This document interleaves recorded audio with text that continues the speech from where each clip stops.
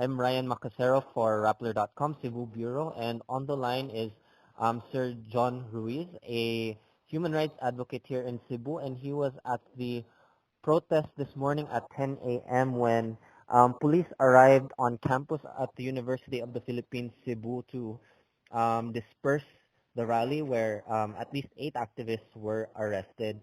John, thank you so much for speaking with us this afternoon.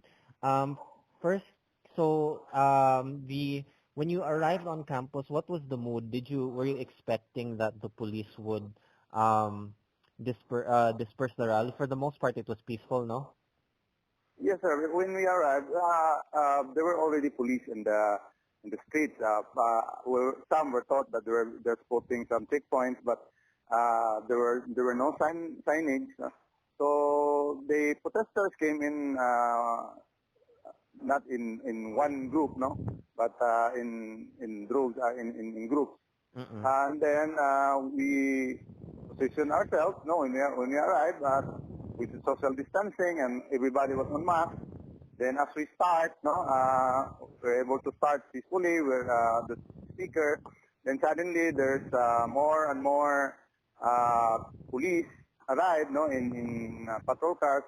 And then one patrol car warned us that if we will not, it is not allowed, and we will be dispersed. Then we talk it out. We were just having we're following the social distancing and everything else, our protocol. And then they arrived, one truckload of police dispersal team, no, with some, I think it's a SAP, because in black uniform, bearing firearms. Yes. And then the police used, while we were on the rally, they were also barking out on their police cars,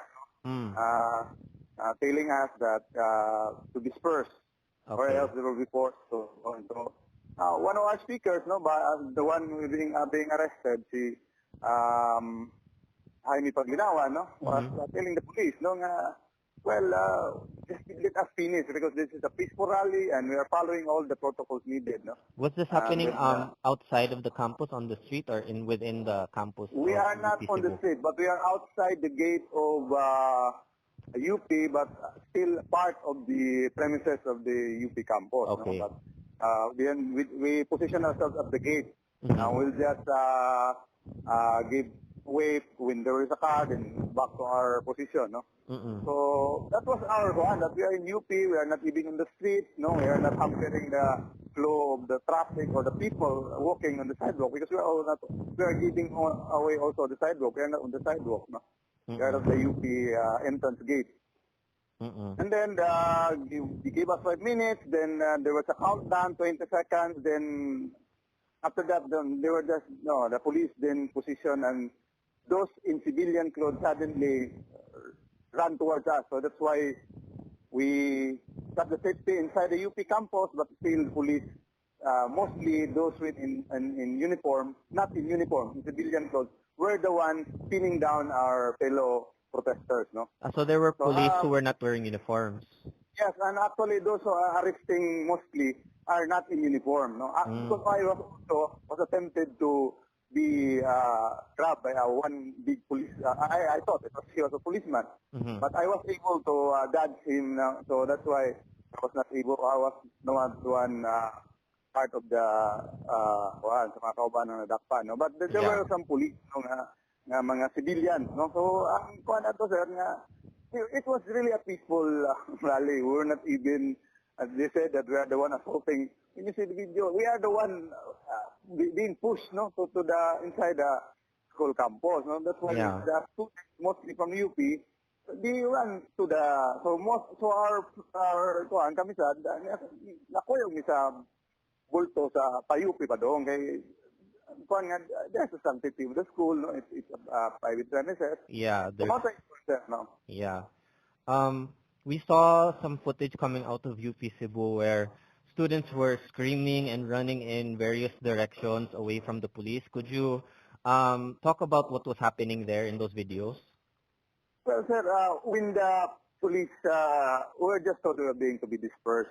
Okay. And there was because the one position in front of the gate is the anti-riot police. But it was not them who were running after us. So that's why it's very chaotic. So some the policemen, those in fatigue and those in civilian clothes, were the one running after those.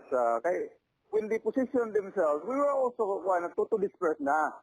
When we saw the police positioning themselves, there was never an attempt for us to barge into the position of the police, the phalanx of the police. No? Yeah. We are moving towards UP, inside UP na. But then, that's when, when the police rush towards the protesters, it's a normal thing, managan. No? Everybody for the way, no? Mostly inside the school campus. And the police inside the school campus. I think I saw two even fully armed policemen going inside the police, going after students, no? Or from other inside the campus. No? So after the students were arrested and taken to Camp Sotero Cabahog, the rest of you were left there inside of the UP campus. How come you guys were not able to leave or go home right away? Well, almost pagkuhan ko naman, sir, mostly of the students were in shock, they were afraid, no? And the police stayed there. For such a long time, they were staying there. And what we feared, because di ni kaila kung kinsa pa ibang police dito, because there's so many people in civilian clothes. Most of the students were afraid when we go out there, somebody will grab them, no? So we decided na it's not safe for them to go out one by one, so it's mostly in the group. Yes, then we call on our friends and the UPs, alumni and everything else sa social media. So motong doon yung mga nag-offer, sir, of we could use our vehicles, buy trees. So we were able to safely find our mga students, other protesters, other groups. No? Kaya ang fear man kita to, sir, ang tungod kay mga police, they stay there.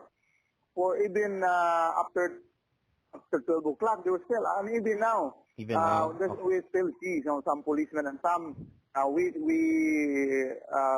itanaw, nga posible pong mga police. Why are they staying there? Ano sila mag-standby? Muna yung mga fears good karon. About how many of you were left inside the campus? Around 30, sir. Of the 40 plus, around 30 of us were left inside the campus. But now, we're able to, with the last batch of the students who have to be sent to their boarding houses and their houses. Okay. What was the mood like? What were you guys feeling? What were you talking about? Could you share a little bit with us? Well, there were anger, no? There were shock, no? Anger, and because 7 of our comrades, no, were being our field protesters, we saw them being dragged by the police, no? And ang feeling mo during our discussion, we're not doing anything wrong, no? The police said that we are endangering the public because of that activity. We know the danger of COVID, no? We have social distancing, we have masks, we have alcohols and everything. But for us, it's also endangering our human rights and freedom, this anti-terror bill. So that's why we have to see something, no? So ang Congress mostly is the anger, no? Although there were some shock, there were some fear among, as I observed some students, but mostly, no, there was anger among us, no? Okay. So how are you all now? You said everyone, some students already started to go home. Pagkaroon, sir, we are nag-uwat ni, but results good.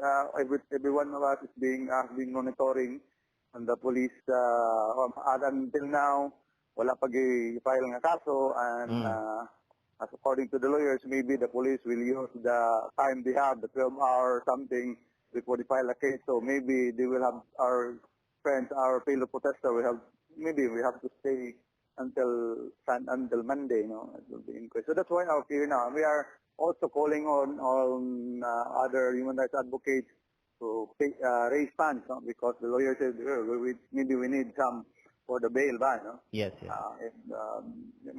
Gi-process po sa mga police, we can easily siguro maka-raise me o maka-bail unta. But unfortunately, even until now, with the lawyers there in the police station, wapag yun, sir, wapag